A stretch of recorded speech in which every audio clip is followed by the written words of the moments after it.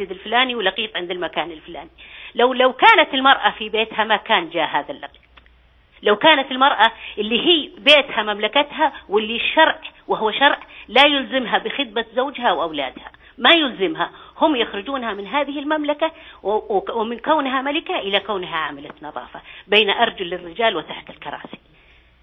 أنا ما أسمع هذا الصوت العالي في المناداة بخروج المرأة، ما سمعناه بالمناداة بزيادة مخصصات الضمان الاجتماعي، ما سمعناه بزيادة مخصصات الجمعيات الخيرية. لك أن تتخيل أن الضمان الاجتماعي يصرف للأرملة أو المطلقة 700 ريال ويذلونها عليها، وهذه حق من حقوقها لأنها من الفقراء ومن المساكين ومن الذين ذكروا في القرآن، يذلونها على 700 ريال، والجمعية يدفعون لهم 250 أكل منتهي صلاحيته في الأسواق، ويقولون عندنا عطالة وعندنا بطالة. نعم نستطيع أن ندفع للمرأة 10,000 ريال وهي في بيتها تربي هذه الأسرة. يا شيخ دكتور عبد العزيز، المشايخ اللي عندك كل الهرم الوظيفي اليوم اللي يشغلونه رجالات الدولة من رباهم نسوة ما خرجنا من بيوتهن أبدا، حتى أنت الشيخ سليمان والشيخ الغامدي ما رباكم امرأة موظفة أو عاملة نظافة، رباتكم نسوة في بيوتهن، ما كانوا محتاجات. كنا نسمع من كثير من رجالات الدولة كيف كانوا فقراء وكيف كانوا معوزين. ليش اليوم المرأة خلاص ما بكرة يا دكتور عبد العزيز أو الأسبوع الجاي يطالبون لك بافتتاح مراقص تعمل فيها المرأة راقصة تحت ضوابط، ويقولون المرأة فقيرة. اللي يسمعنا نناقش كلام عن المرأة اليوم يقول الشاب والله مرتاح متوظف ومتزوج وساكن وعنده سيارة.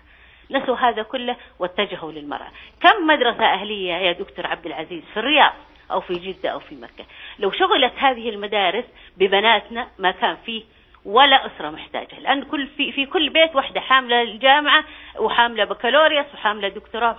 المفروض أن حتى أصحاب الشهادات يعودن لبيوتهن ويصرف لهن ويربون أولادهم، لأن الأسرة ضاعت والمجتمع ضاع. ما كان مجتمعنا قبل 30 سنة هو مجتمعنا اليوم، كنا ننام بيوتنا فاتحة، الآن حتى غرفتك تخاف وانت تقفلها من جور ما تسمع. المحلات الرعايات الاجتماعية هذه ما كنا نعرفها، ما كنا نعرف دور لرعاية الفتيات ولا نعرف دور مخدرات ولا نعرف، لأن الأم كانت مدرسة إذا أعددت شعبا طيب العراقي.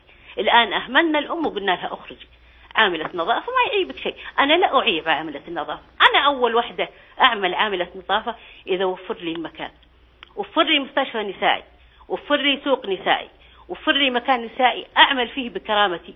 ويمكن أنت ما تفتقد مديرك لكن تفتقد عامل النظافة. عامل النظافة عمل شريف وعمل راقي، لكن وفروا لي السطحية، وفروا لي المكان اللي أنا أجلس فيه. ما تقولون تشتغلي عاملة نظافة تحت أرجل الرجال، هذا ما أنزل الله به من سلطان. بعدين أهم نقطة وهذه دائما ينادون بها ويقول المرأة السعودية تريد. من قال لهم أن المرأة السعودية تريد قيادة السيارة؟ من قال لهم أن المرأة السعودية تريد مجلس الشورى؟ من قال لهم أن المرأة السعودية تريد الاختلاط بالرجال؟ أي امرأة هذه أخذوا رأيها؟ كل النساء السعوديات أخذوا رأيهم؟ أنا أعتقد لا، هم فئة معينة. قبل فترة يا دكتور عبد العزيز كانت إحدى الكاتبات في قناة فضائية وكان معها عضو مجلس الشورى، الرجل يقول نضع بارتيشن بيننا وبينكم وتتحدثين بأدب. لا لا لا لا, لا تضع بارتيشن ولا شيء، أنا وياك خير، وهي كاتبة. ثم بعد الأسبوع الثاني تأتي وتقول الحجاب عمل شاذ يعيق التنمية. بالله عليك أعطيني في ماذا يعيق التنمية هذا الحجاب إذا كانت المرأة محتجبة ومستترة؟ في ماذا يعيق التنمية؟